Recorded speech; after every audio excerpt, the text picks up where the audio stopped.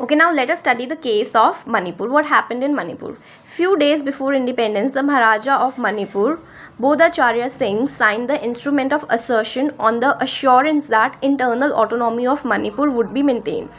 Okay, so just before few days we were about to gain independence. So जो महाराजा थे, see please remember this, Nizam of Hyderabad, okay, and Maharaja of Manipur. Who was he at that time? Bodhacharya Singh.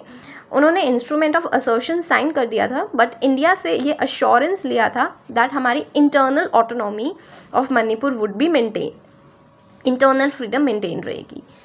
Okay, so basically situation was similar at the time of Britishers as well. Britishers में क्या था princely state के लिए, that internally आपका जो matter है आप उसे कंट्रोल कर सकते हो, but externally we have our control over you. So same way Manipur after Britishers went, only difference was that earlier Britishers were ruling, had their supremacy, now India had their supremacy. So under the pressure of public opinion, Maharaja held elections in June 1948 and state became constitutional monarch.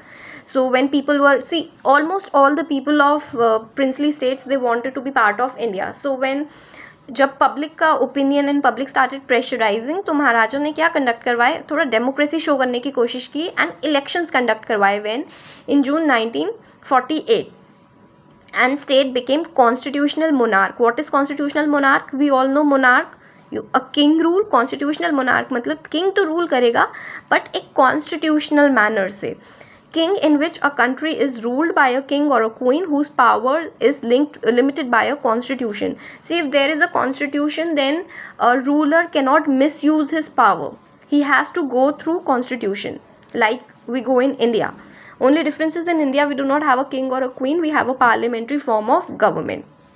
So Manipur was the first part of India to hold elections based on universal adult franchise, and in these elections whole of the people of Manipur were allowed to make their choices in terms of election.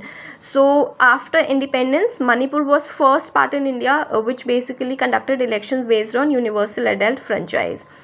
There were differences of opinion over the question of merger of Manipur within India. Now अब जो constitutional तरीके से मणिपुर में elections हुए थे, तो उसमें भी जो पार्टीज़ थी, पॉलिटिकल पार्टीज़ जो मणिपुर में थी, उनमें भी बहुत ज़्यादा डिफरेंस था. Few parties wanted Manipur as a independent nation, while few parties wanted to merge with India. So the government of India pressurized the Maharaja into signing a merger agreement in September 1949 without the consent of the elected legislative assembly on Manipur. See, we all know that India ने persuade करने की कोशिश की थी, influence करने की कोशिश की थी. So government ने pressurize किया somewhat महाराजा को कि वो sign कर दे merger agreement, मतलब Manipur is ready to merge with, to be part of India, when in September 1949. And but we all know there was constitutional monarch in Manipur. So वहाँ पे जो legislative elected body थी, assembly थी, उनसे महाराजा ने consult नहीं किया, but agreement sign हो गया. So there was a lot of anger within people, cause of a lot of anger and resentment in Manipur, the repercussions of which are still being felt. So opposition party or the assembly, the legislative assembly of Manipur was not happy. So उन्होंने anger show किया, और वो anger इस तरीके का था या एक resentment थी कि आपने हमसे बिना पूछे कैसे साइन कर दिया. So उसका जो effect है, that Maharaja without asking the legislative assembly and the people, उन्होंने जो agreement साइन किया था, उसका effect अभी तक हमें देखने को मिलता है मणिपुर में.